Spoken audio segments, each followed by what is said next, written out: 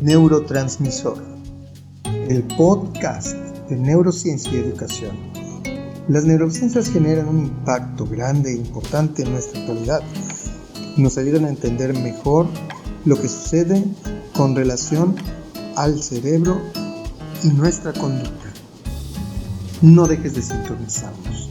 Neurotransmisor.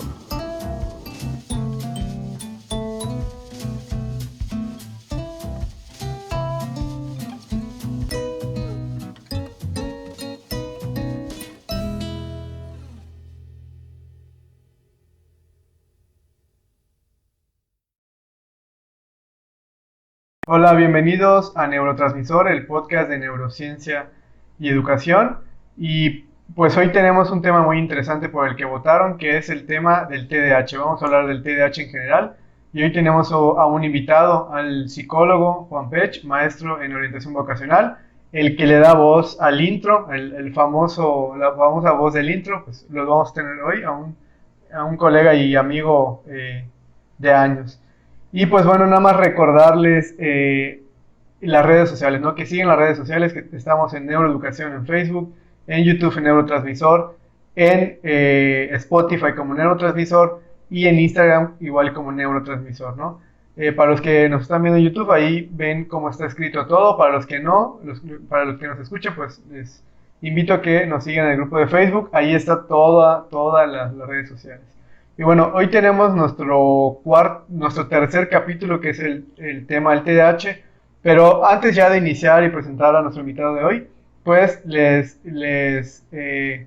invito al curso que voy a impartir ya la próxima semana, día 22 y 24 de marzo del 2021, Trastornos del Neurodesarrollo, ¿no? Para los que nos ven en YouTube, ahí podrán ver en este momento la imagen, las fechas, el costo, los contactos, número telefónico y todas las redes sociales que ya comenté. Bueno, sin más preámbulos, pues les presento al colega que tenemos el día de hoy, el psicólogo Juan Pech, maestro en orientación vocacional. Entonces, muchas gracias por aceptar la invitación y bienvenido, Juan. ¿Cómo estás, Carlos? Qué gusto saludarte. Es siempre un honor y un placer poder compartir contigo esos espacios y poder platicar y contribuir un poquito al conocimiento, ¿no? De esta clase de temáticas que son vitales, ¿no? En nuestra actualidad. Sí, no, un gusto que hayas podido acudir y poder grabar entre tus múltiples actividades, gurú, entre tus múltiples eh, actividades en casa, trabajo. Entonces, muchas gracias por compartir, ¿no? Y bueno, para los que nos escuchan, pues con Juan siempre es o sea, no es preparado, ¿eh? No es que digamos, hoy vamos a hablar de esto y esto y hagamos un speech, sino que surge de la plática, ¿no? Entonces es lo interesante de esta plática y este podcast, ¿no? Entonces, bienvenido, muchísimas gracias, Juan. Y pues el tema que nos toca para hablar por el que se votó y votaron ahí por el Facebook es el TDAH. Entonces, mi primera pregunta que te hago para que tú nos vayas comentando y vayamos participando es, ¿qué podemos considerar o qué le podemos decir a la gente que es el TDAH, ¿no? Es con lo primero, ¿cómo describiríamos el TDAH? Bueno, pues bien, yo considero que es algo muy importante ir definiendo algunas cuestiones, ¿no? Como bien sabemos, pues el TDAH es un trastorno, ¿no, Carlos? Y bueno, pues es un trastorno del desarrollo, ¿no? Es un trastorno que inicia propiamente en la infancia. Y bueno, esto pues también va a tener implicaciones directamente en el menor, en su atención, ¿no? Y pues existen diferentes tipos, ¿no? Hay trastorno de TDA, que tiene que ver precisamente con esta atención, que va a ser la atención pues dirigida o sostenida, cualquiera de estas o ambas, o bien también pudiésemos hacer hincapié en esta cuestión de la hiperactividad, ¿no? Digo, a reserva de lo que tú puedas comentarnos Sí. respecto a esta área, ¿no? Neuropsicológica, pues bueno, también puede incluir esta conducta hiperactiva, ¿no? Y esta falta de control. Sí, y algo importante que agregaría es que la gente que nos escucha, o sea, maestros, psicólogos, papás, es que entiendan que cuando hablamos de atención, no hay un solo tipo de atención. O sea, no es como que digamos la atención es una cosa y ya. sino que la atención, como bien dijo Juan, dijo dos tipos de atención, ¿no? Que la sostenida, que la dirigida, por ahí habrá varios tipos de atención. Entonces, cuando hablamos de atención, tenemos que dirigirnos a varios procesos, no a uno, sino a varios. Así que los tipos de atención que podemos evaluar son diferentes para cada tarea, ¿no? Y yo algo que le agregaría, y que tú terminaste diciendo, ¿no? La dificultad del control o la falta de control sería como el factor neuropsicológico del TDAH, ¿no? O sea, lo que nosotros vemos como falta de atención, hiperactividad, etcétera, a nivel cerebral sería una dificultad para inhibir y controlar estímulos, sean estos motores, sean estos de pensamiento, sean estos verbales, en fin, la dificultad para el control, ¿no? Es lo que estaríamos evaluando a nivel neuropsicológico, ¿no? Y yo igual le agregaría un poquito que tenemos que entender que entonces esta parte del control o la inhibición y el control sería como el factor primario, lo primero que va a generar estas dificultades en el TDAH, ¿no? Y lo secundario podríamos ver ahí todos esos síntomas que comentó Juan, ¿no? De la tensión, la hiperactividad, ¿sí? Entonces... Que bueno yo creo que también, no sé, tú me puedes corregir igual un poquito por allá, Carlos. Sí. Y también tiene que ver un poco con esta cuestión de la percepción y lo sensorial, ¿no?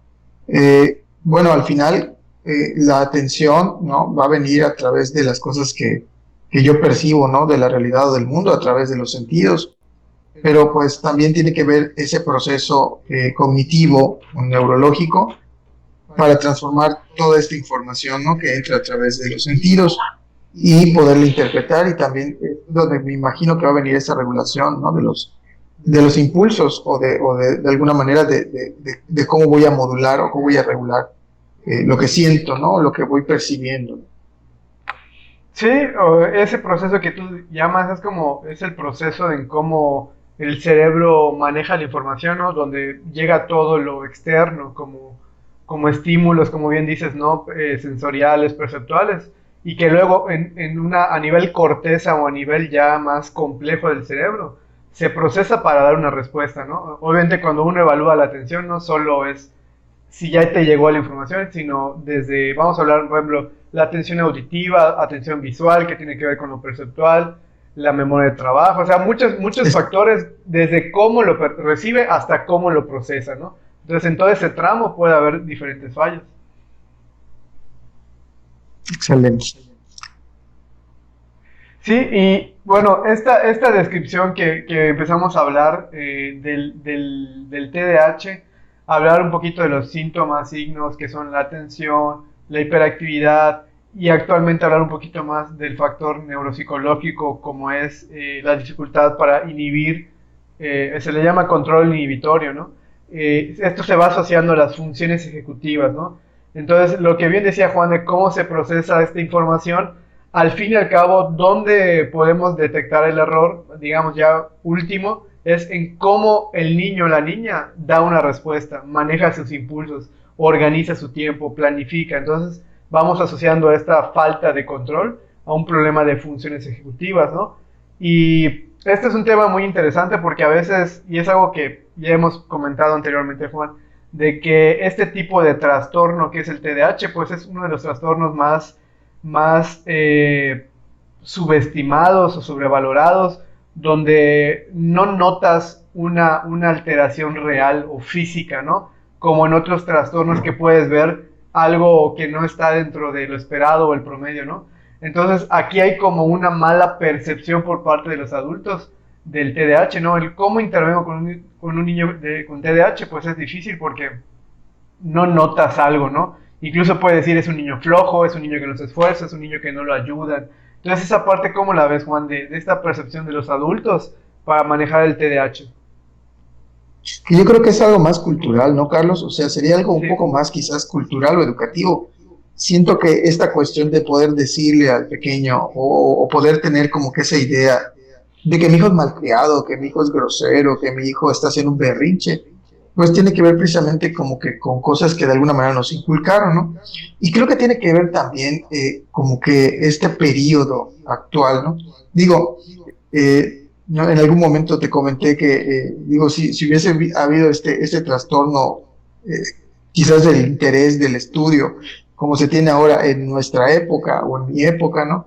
Quizás me hubieran diagnosticado en ese entonces con TDA, ¿no? Con déficit de atención. Digo, no sé cuántos recordarán, o los que nos pueden observar o estar escuchando ahora, que nuestros papás a veces nos decís que está pasando una hormiga o una mosca y se distrae con eso, ¿no?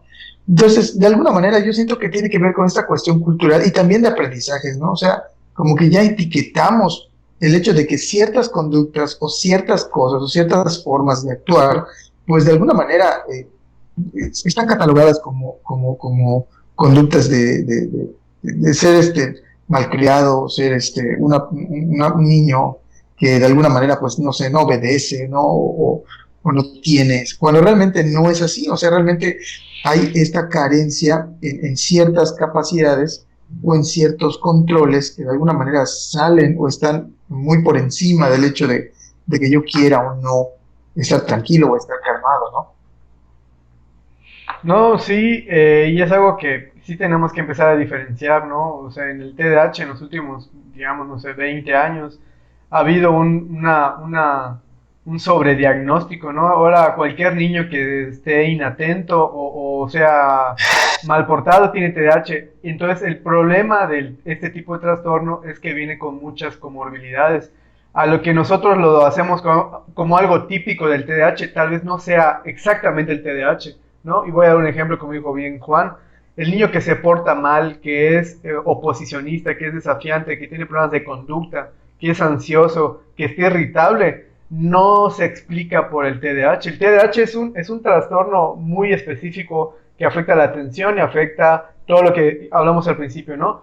Pero viene muy pegado a otros trastornos, que es lo que mucha gente observa y ve y ya lo catalogan de manera errónea. O sea, y eso es algo que igual ya te había comentado, ¿no? Había hecho como un ejercicio de que cuando di un curso o platicando con alguien más, decía, ¿a qué asocian TDAH? Y enseguida decía mucha gente, mala conducta, niños groseros, niños mal portados. Entonces yo hacía esa observación de que hay que separar esa percepción porque lo único que hace es que me limita a la hora de intervenir, porque ¿qué voy a hacer? Voy a ser más severo, voy a ser más duro, y esa no es una estrategia que funcione con un niño con TDAH, tal vez con otros sí, pero con un niño con TDAH no sirve de mucho que simplemente le exija más y me ponga más duro porque pienso que solo es un niño mal portado, ¿no? Entonces sí hay que diferenciar muy bien que el TDAH tiene dificultades para controlar impulsos, para su atención, para su hiperactividad, pero que si bien asociado con otros trastornos,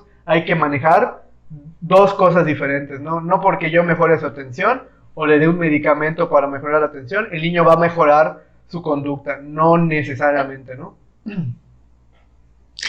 Y claro, y también pues observar esas conductas, ¿no?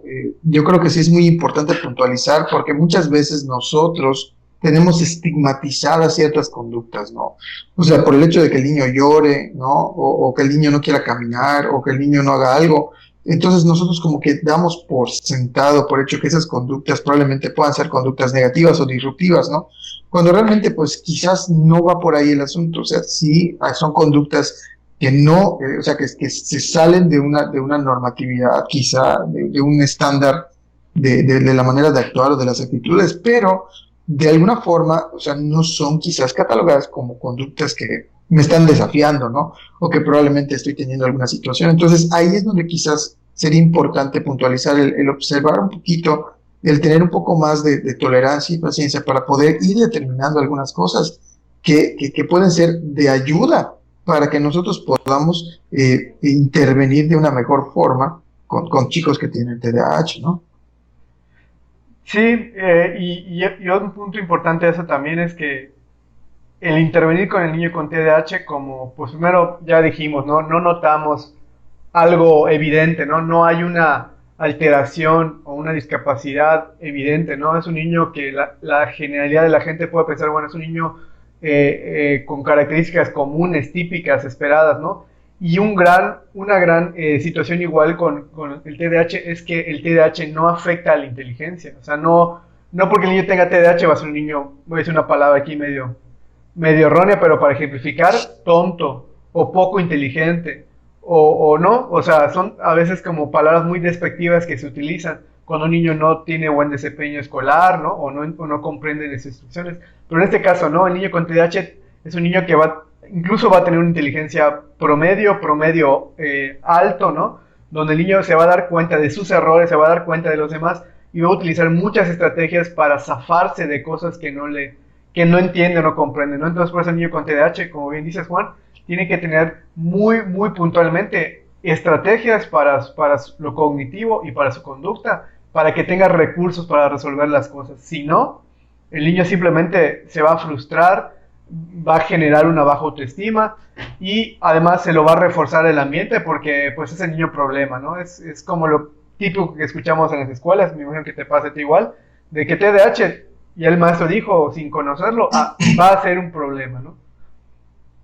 Y sí, ahora que mencionas este apartado de las escuelas, yo creo que es importante también señalar que de alguna manera vamos enfrentando estas situaciones también en nivel media superior, ¿no? O sea, no solamente quizás al inicio en primarias o en secundarias, que donde probablemente es un poquito más puntualizado esto, ¿no? Los chicos a veces llegan con este diagnóstico y en varias ocasiones quizás el mal proceso o el mal abordaje quizás con ese tipo de trastornos, pues deja de alguna manera marcado al alumno o limitado, de tal forma que cuando llega a preparatoria donde se requiere quizás procesos un poco más finos o habilidades más específicas que tienen que ver con procesos mentales un poco más elevados, entonces es donde empieza esta cuestión de aporrearse, ¿no?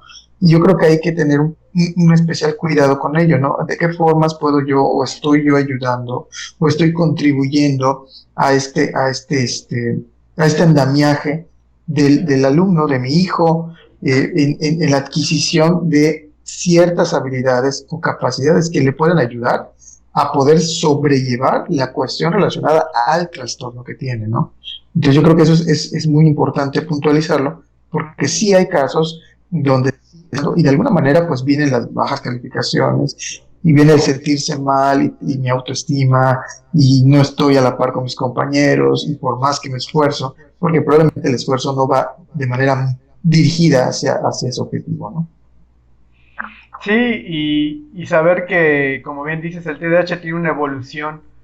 Y esa evolución, al ser un trastorno neurobiológico, no es que porque yo intervenga hoy, ya mañana no tiene TDAH. O sea, el TDAH no va a desaparecer, como ningún tipo de trastorno del neurodesarrollo va a desaparecer nunca. O sea, eso quiero que, para los que nos escuchen, aunque pueda sonar difícil o pueden decir, bueno, esto se les va a quitar algún día. No, o sea, se tiene que aprender a vivir con eso. Y más la familia, ¿no? Para educar al niño. Pero si yo niego que mi hijo tiene un trastorno como el TDAH y no intervengo correctamente, el problema tal vez no sea ahora, porque ahora lo pueden controlar, lo pueden dirigir, pero el problema es que cuando crezca, porque estas negativas o dificultades, si no se trabajan adecuadamente, se incorporan, se introyectan, se interiorizan en la autoestima y le puede perjudicar. Entonces el problema no es ahora, porque ahora el mayor problema creemos que es la escuela, aunque realmente eso se puede mejorar, pero a la larga va a ser su autoestima, sus relaciones de pareja, sus relaciones sociales, su manejo en su vida diaria, ¿no?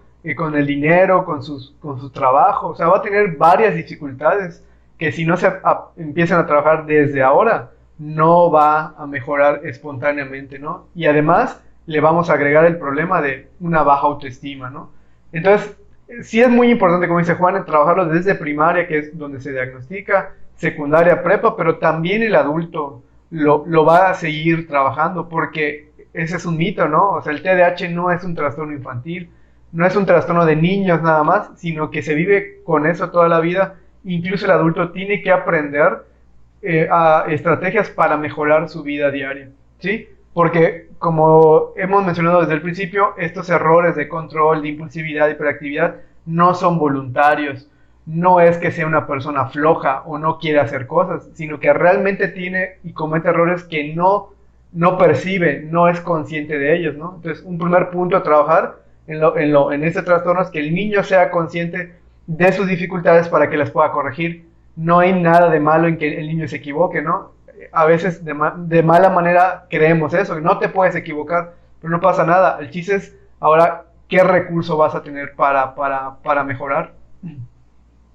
Y yo creo que cada persona es diferente, ¿no? Y las manifestaciones de cualquier tipo de trastorno, no precisamente o puntualmente con el TDAH, sino que cada trastorno va a ser como que diferente por persona. Entonces, también entender esta cuestión, ¿no? Lo que puede ser, no sé, útil para una persona o para un chico o para una chica que tienen TDAH, puede que no sea lo mismo o que no sea de igual forma utilizable para otro, ¿no?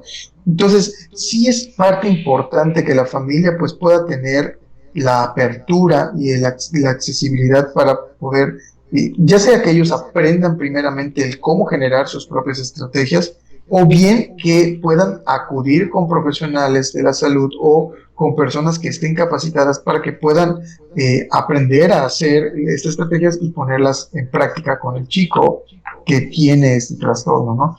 Yo creo que la ayuda de la familia en cualquier tipo de trastorno es primordial para el proceso de reincorporación o de ayudar a la mejora de los niños o de los jóvenes o de los adultos, ¿no? Las personas que puedan tener ese tipo de situaciones, ¿no? Sí, el trabajo con la familia es vital. Creo que si le pudiera poner un porcentaje, creo yo, no sé si concuerdes, creo yo que el trabajo de la familia bien hecho y que se ponga la camiseta para trabajar con cualquier niño, para mí sería un 70%. O sea, yo he visto casos hasta que podría ser el 90 o 80, porque el papá se involucra tanto que estudia, que lee los libros, las investigaciones, busca siempre mejorar para que su hija esté bien, ¿no? Lo lleva a terapia, lo lleva aquí, está pendiente, ¿no? Entonces, ese trabajo de la familia es vital. Hay que quitarnos esa idea de que lo llevamos con el especialista, con el doctor, él le da su terapia y ya está. Esa es una visión ya un poco limitada, ¿no? Ahora hay que verlo como más multidisciplinaria, más funcional, más en su ambiente, ¿no? Porque como dice Juan, todo depende, cada trastorno depende y se expresa según sus características, obviamente, propias del niño y su ambiente, ¿no? Y aquí es donde entramos un tema que tiene que ver con la estimulación, o sea, la estimulación favorece o no al niño, o sea, no porque yo tengo un trastorno yo voy a decir, bueno, ya no hay nada que hacer, este niño aquí se va a quedar. Eso es mentira, ¿no?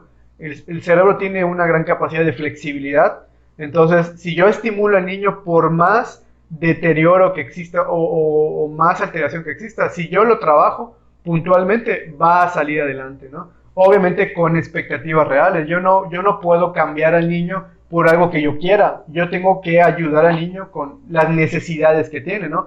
Y ese sería como el siguiente tema, Juan, esas necesidades específicas a trabajar en la casa, en la escuela. O sea, ¿qué opinión tienes de eso?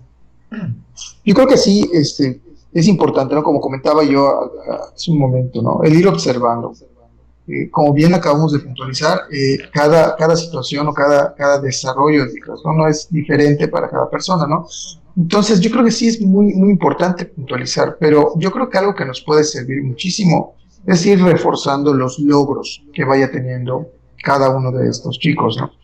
Por muy pequeños que sean, nosotros vamos a ir adquiriendo logros y muchas veces nosotros menospreciamos un poco los alcances que podemos ir teniendo. En ocasiones, los avances que vayamos adquiriendo pueden ser rápidos, pero en ocasiones no, o sea, son muy pequeños y esos logros son importantes, ¿no? Las estrategias que podemos manejar y observar quizás cuáles son los canales en los cuales sensoriales, donde hay como que una mayor afinidad en el menor, si es un poco más visual, si es más auditivo, le llama más la atención las cuestiones auditivas o las kinestésicas, ¿no? Entonces, ir reforzando esos canales para que a través de ellos podamos llegar y generar este proceso de aprendizaje o adquisición del conocimiento con ellos, ¿no? Y de alguna manera, pues, ir trabajando. El desarrollo va a depender mucho también de la edad, ¿no? O del nivel que tenga el pequeño, ¿no?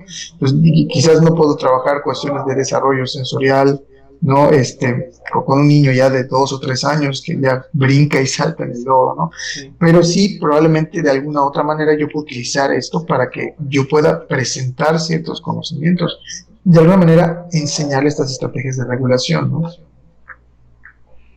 Sí, al fin y al cabo este tema de las necesidades específicas y de intervenir al niño es primero buscar su nivel de desarrollo real, ¿no? Sea la edad que tenga, y plantearse expectativas con base al propio avance del niño, ¿no? Si tú dices que tiene dos, tres pequeños avances, que aunque para ti no parezcan mucho, pero tal vez para el niño sea una habilidad adquirida, pues con base a eso tenemos que ir, no podemos tener expectativas irreales o fantasiosas, porque yo lo he escuchado mucho, ¿no? Que el niño apenas está leyendo y escribir y ya quieren que la semana ya escriba su biografía en un libro, ¿no? O sea, está empezando, ¿no? Dale chance y dale tiempo a que domine. Porque esa es otra cosa que yo he notado en las escuelas, que el contenido y el programa educativo domina antes que el cerebro, ¿no? No sé si me estoy explicando. O sea, antes de ver el propio desarrollo del niño, estoy anteponiendo un libro o un contenido al propio desarrollo del cerebro. Entonces, y es algo de que hablé el tema pasado, ¿no? Si yo empiezo a planear o trabajar con base al conocimiento del cerebro, es mucho mejor, porque así ya no estoy dándome de tumbos, obligando a que un niño adquiera algo que no es capaz de adquirir ahora, ¿no? Que de hecho se trata de eso, ¿no? Parece ser que a veces forzamos el desarrollo, ¿no? Entonces como que intentamos que corran antes de caminar. Y digo, la realidad y la actualidad a veces ya nos gana, porque ya son tantas cosas, ¿no? Hay tantos avances y hay tantas situaciones que buscamos que el tiempo pase más, que sea como que mejor invertido, ¿no? Pero tenemos que ser conscientes de que no todos podemos avanzar ni al mismo ritmo ni al mismo nivel, que podemos llegar al mismo punto, sí, pero de diferente manera, ¿no? Entonces, muchas veces el comparar, el observar, el decir, bueno, ¿por qué mi hijo no o por qué mi hijo sí? Muchas veces también tiene que ver con una cuestión de los papás, o sea, de las expectativas que tenemos como papás. Y digo, bueno, ¿qué papás no tienen una expectativa grande de su hijo? O piensa cuando ve a su hijo que chispa les va a hacer grandes cosas o cosas que yo no puedo hacer, ¿no? Entonces, muchas veces el encasillar a nuestros pequeños sobre estos deseos o situaciones propias que probablemente no son de él y que de alguna manera pues lo hacemos, pues lo pueden llevar a sentirse o presionado o limitado o incluso frustrado porque, seamos sinceros, los pequeños de esa edad, yo creo que si no es en la totalidad, yo creo que sí es en la totalidad, ¿no? Pero si no es en un gran porcentaje, buscan agradar a las personas que quieren, a los adultos que los están viendo, ¿no? Entonces, todo lo que hacen es precisamente como para que lo veas, ¿no? Y a veces te miran a ver, dicen, "Oye, ¿viste eso? Oye, lograste eso", porque quieren compartir contigo. Y ahí a veces nosotros no somos conscientes de ello, porque pues es algo común para nosotros. Entonces, en ese sentido, en el aspecto de poner expectativas en los pequeños, hay que tener mucho cuidado porque necesitamos entender que hay una situación y necesitamos aceptar que esa situación pone un límite. Nosotros podemos ayudar a brincar ese límite, sí, pero tiene que ser de una manera dirigida y correcta para que no, quizás en lugar de brincarlo, pues entorpezcamos un poquito, ¿no? El hecho del desarrollo de nuestro pequeño, ¿no? Sí, y eso que acabas de decir como, bueno, lo escuché como una metáfora, y casi te digo, sigue hablando Juan, ¿no? Porque está muy interesante, ¿no? Y concuerdo con eso. Cuando hay una condición de neurodesarrollo como un trastorno, una discapacidad, cuando Juan utiliza la palabra límite, no significa que estemos y vayan a decir, lo están discriminando, no. Se refiere que hay un nivel de desarrollo tal vez diferente al esperado, el promedio. Ahora, para alcanzar, no igual que otro niño, no hay que comparar, no es lo que dice Juan, sino con base al propio niño. Si el niño en un mes, voy a decir algo, aprendió a vestirse, obviamente no le voy a pedir el próximo mes que ya me escriba un libro, ¿no? O sea, apenas está con sus habilidades de la vida diaria, dale chance a que vaya adquiriendo sus habilidades, ¿no? Porque esa es otra cosa, y yo me voy por lo académico. Creemos que aprender a leer y escribir es lo más fácil del mundo, y la verdad es que no. cuando hay una alteración del neurodesarrollo, lo que afecta son varias funciones cognitivas y leer, escribir, matemáticas, todo eso no es natural en el cerebro. Entonces, como que se arropa de esas funciones que tiene el cerebro, ¿no? Y si en el cerebro hay un cierto tipo de alteración, como puede ser el TDAH, entonces es muy probable que se hagan dificultades académicas. Con más razón tengo que ir paso a paso con base al desarrollo del niño y yo creo que lo que tú decías, yo lo describo como esa frustración, como que para que tenga un sentido de logro, autoeficacia, vaya percibiendo sus habilidades, ¿no? Porque el problema con el niño con TDAH es y es la verdad, ¿no? Como adulto nos desespera, nos frustra, no entendemos por qué hace las cosas, o sea, es impulsividad y esa poca organización como adultos nos irrita, ¿no? Pero obviamente Claro. si queremos un niño callado, sentado, ¿no? Pues es que de por sí los niños no son así, ¿no? No son así. Y no deberían estar estáticos. Para eso, pues mejor vemos Una planta, ¿no? una plaja, ajá, empezamos a regar plantas, ¿no? Para que estén estáticas, ¿no? Y aún así tienen paciencia con las plantas, porque yo veo a gente que a las plantas les habla y dicen que les contesta Las acarician. y las acarician Claro. y dicen que crecen.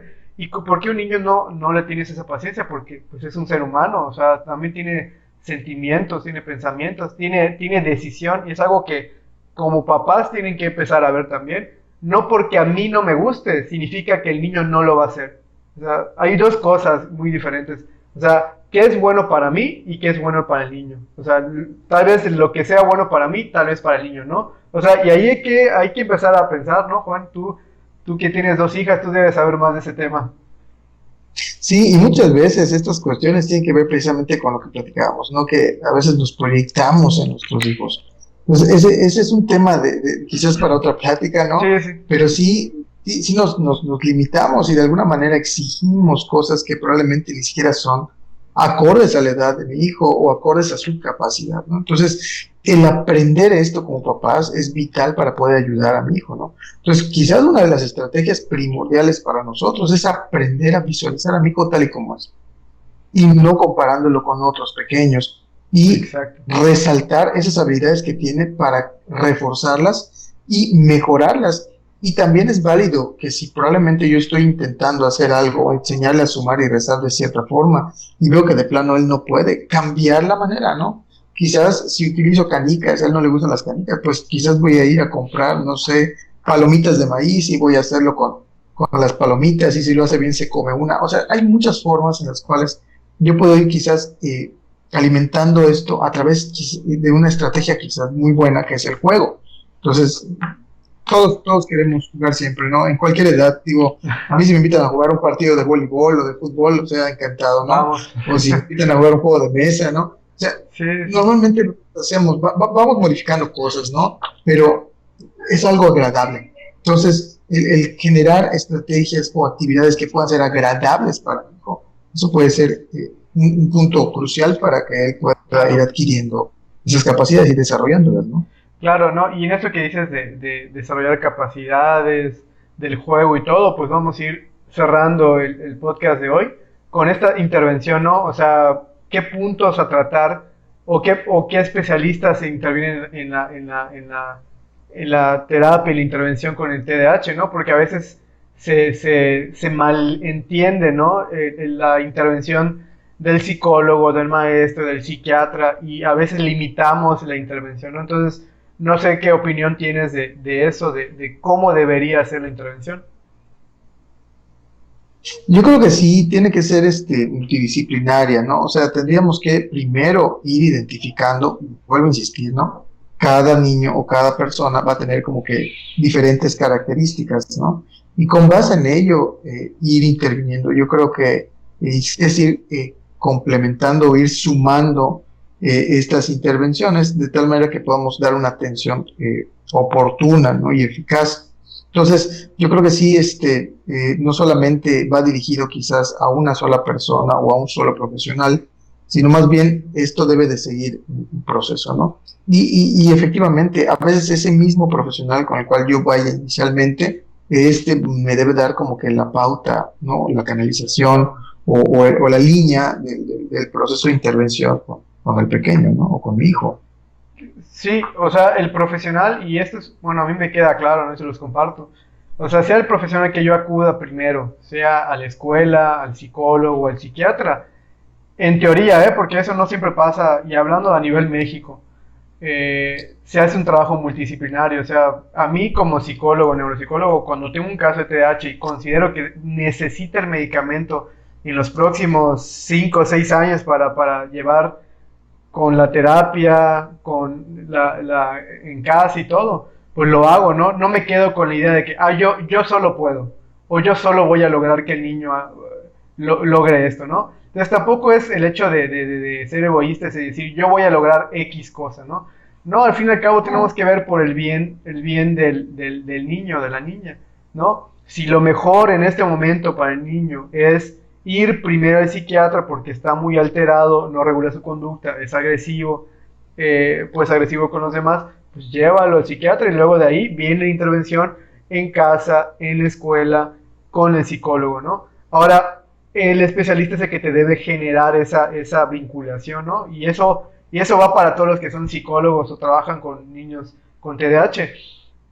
Junten un equipo de trabajo, ¿no? Aunque no sea en un espacio específico, pero que tú sepas, bueno, yo tengo un buen amigo que es psiquiatra, yo tengo una buena amiga que es maestra del lenguaje, ¿no? Y así formar tu grupo de especialistas que tú sabes que tienen la confianza y se van a comunicar y así ir canalizando para luego poder platicar o llevar la intervención, ¿no? Entonces es muy importante verlo desde un punto de vista, como dice Juan, multidisciplinario, nunca limitarlo a un especialista, porque siempre al trabajar con varios especialistas pues te puede dar mucho más como amplitud en la intervención, ¿no? Y yo creo que puntualizando nuevamente, ¿no? Sí sería muy bueno, ahora que tocas la cuestión del punto del medicamento, ¿no? O sea, yo creo que es importante en algunos casos. Sin embargo, sí hay que ser muy observadores, Carlos, porque en muchas ocasiones volvemos a insistir, ¿no? O sea, cuál es el objetivo, ¿no? O qué está pasando conmigo como papá. Muchas veces el decir, bueno, es que yo de plano, yo ya no puedo con él, o ya no, ya siento que yo no aguanto, yo no lo tolero, o ya hay una cuestión, entonces ya un poquito más personal, que tiene que ver un poquito más ya con mis habilidades o con mis capacidades también. Claro que todo nos rebasa, es normal, somos seres humanos, ¿no? Pero en ese sentido, sí es importante que también como papás o como familia, estemos conscientes de que pues una cuestión de esa afectación en mi hijo también me lleva a mí a exigirme y probablemente yo tenga que llevar un proceso también, me explico, y es totalmente normal y natural que yo también llegue a un límite, pero conocerlo me va a ayudar a que yo pueda también regularme para poder ayudar a mi hijo a regularse. O sea, si yo no estoy Claro. bien, mucho menos voy a poder ofrecer también un apoyo a mi hijo que tampoco se encuentra bien, ¿no? En ese sentido.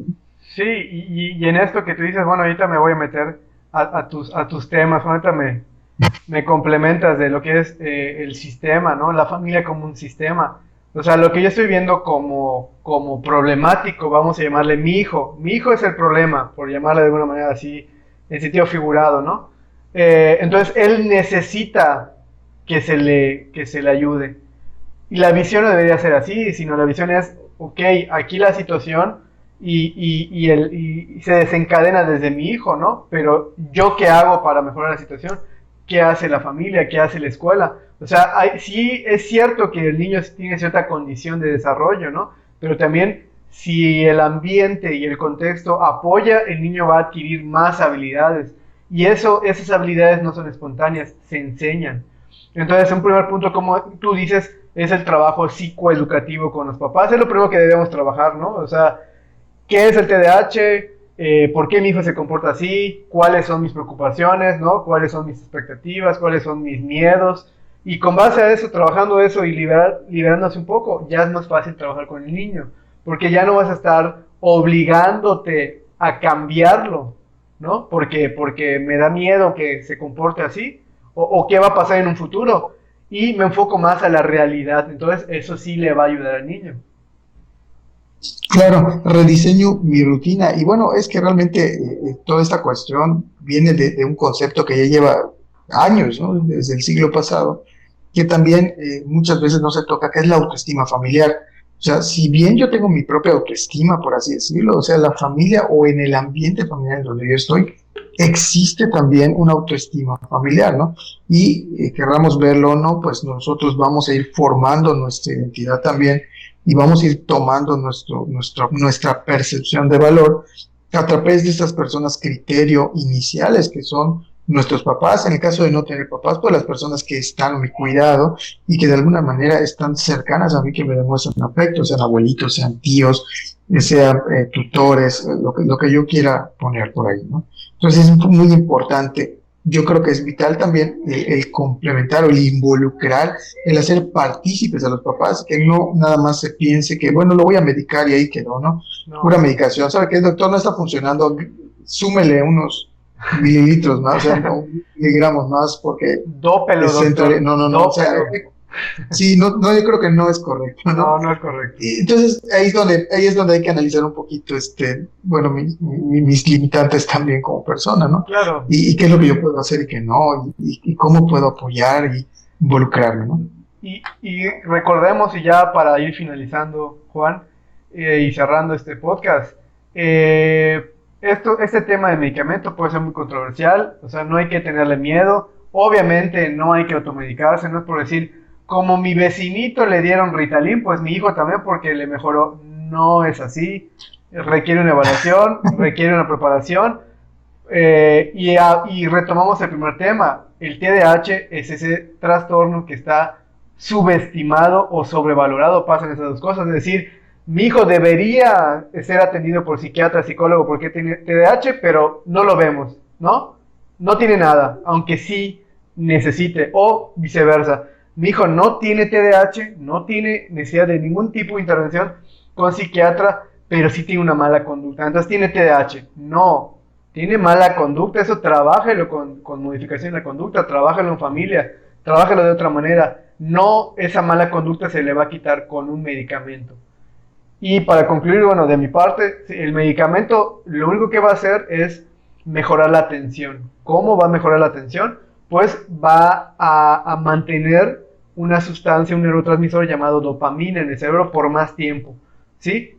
Que se mantenga más tiempo para que el niño ponga más atención. Y ya, y eso tal vez lo use 5 o 6 años y ya. Lo demás es pura terapia, no intervención psicológica, intervención en la escuela, etcétera. Es decir, el medicamento solo va a ayudar para madurar ciertas zonas del cerebro y ya. La mala conducta, que si el niño está irritable, que si el niño está triste, que si el niño tiene problemas de autoestima, eso no lo quita ningún medicamento. Eso se tiene que trabajar en casa y con un psicólogo, con la escuela, etcétera. Excelente, Carlos. Yo creo que sí, has concluido abarcando, yo creo que la mayoría de los aspectos y bueno, pues no me resta más que agradecerte, ¿no? El tiempo y el espacio. Espero que próximamente podamos ir compartiendo algunos Sí, otros temas también de interés neuroeducativo, neuropsicoeducativo. Y neuropsicoeducativo. bueno, y siempre es un placer compartir contigo estos espacios. No, gracias, un gusto, Juan. De hecho, se nos fue el podcast y yo ni lo sentí, ¿no? Porque al fin y al cabo, como les digo a los que nos escuchen y nos ven, no tenemos un escrito, ¿no? Eso surge así de la plática, uno opina, el otro contesta. Entonces, para los que nos escuchen, nos vean, pues ahí opinen, comenten, o sea, qué tema les gustaría, qué dinámica.